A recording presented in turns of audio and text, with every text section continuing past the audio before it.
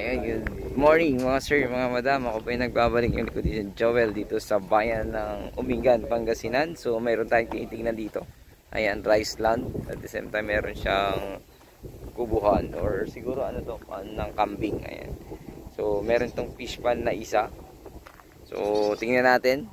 May mga nakakuha rin ng kuryente rito. Hindi ko lang alam kung gaano kalayo, pero sukatin natin mamaya. Kasi dyan na yung highway. Ayan, provincial highway na yan. Ayan, kung makikita yung gym dyan, may gym dyan. So yun na yung provincial highway. So meron din silang dito mga ano, ipapakita ko sa inyo yung irrigation nila dyan.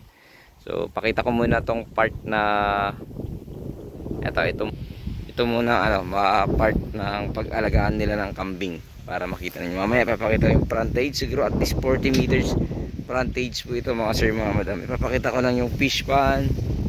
At the same time ipapakita ko mamaya yung irrigation nila ng maganda.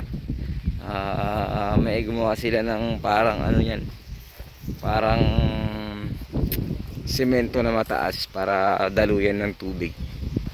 So yan sa part na yan, malakas yung agos niya yata.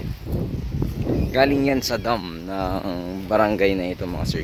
So dito sa bayan ng Quezon. So ito may mga katuray, ratilis. Ayan. So sa part naman sa kabila mayroong mga guyabano at atis. Ito may guyabano rin to. So ito yung kanyang fish pan mga sir. Ito yung boundary niya sa part na ito. So ito yung part. Pinagkukuhanan din nila ito ng tubig siguro pag kinukulang yung tubig nila sa patubig sa lupa. So ito yung boundary niya. So pag ganun po dyan.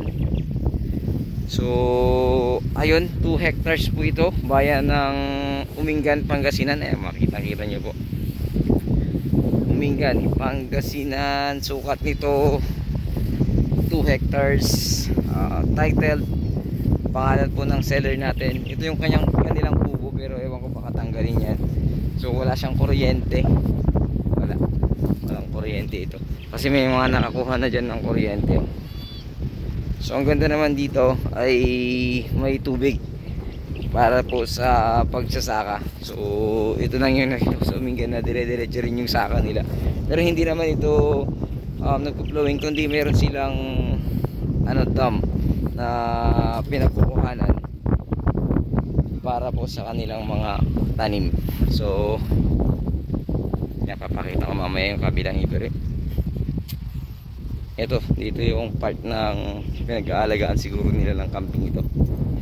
Ito, nakahiwalay. Ayan. So alagaan ng kambing, yun yung siguro yung bahay ng kambing nila. Ayan. So ganun.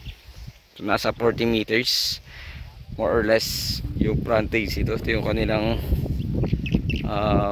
palayan.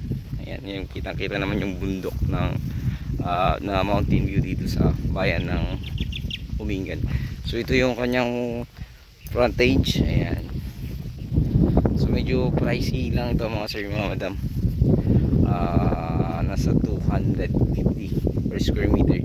Sagot naman nila capital gain tax. Diretso yan, malapad po siya. So may mga tanim siyang mga buko, guyabano. Ayan, buko at guyabano sa mga gilid. So kunti lang naman. So ito, ayun, sana magustuhan nyo po ito. Please don't forget to like and share and subscribe sa aking munting channel, Giant Joel at Vlog mga sir.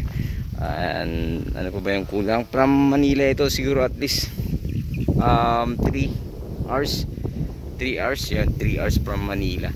So yung boundary niya hanggang dun sa may motor ko. So from sa ano naman to,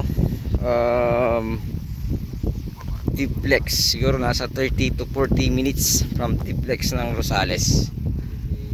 From town proper siguro at least 10 minutes from town proper po ito.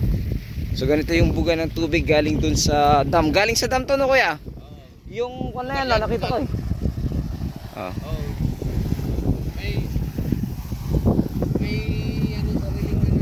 May sariling deep fill din. Pero nakita ko ito galing dun sa ano, dun, no? O sa may dam dun. Yung parang irrigation nila. Ito yung buga ng tubig mga sir. Ayan, tapos dinudugtong nila tong hose na to papunta dun sa mga inumin ng kambing nila. Ayan. So para siyang bukal din, pero ito walang ginagamit na generator kundi yung nandun na galing sa dam, yung semento dun kanina. So dito napakalakas naman ng buga. So pero may schedule to, no kuya? May schedule sila, no? Ito diretso ito, pero yung galing sa dam may schedule sila. Ah, may schedule. So ayun, dito diretso daw to. Ayan to. So ayun, sana magustuhan nyo mga sir, mga madam, with mountain view, 250 per square meter.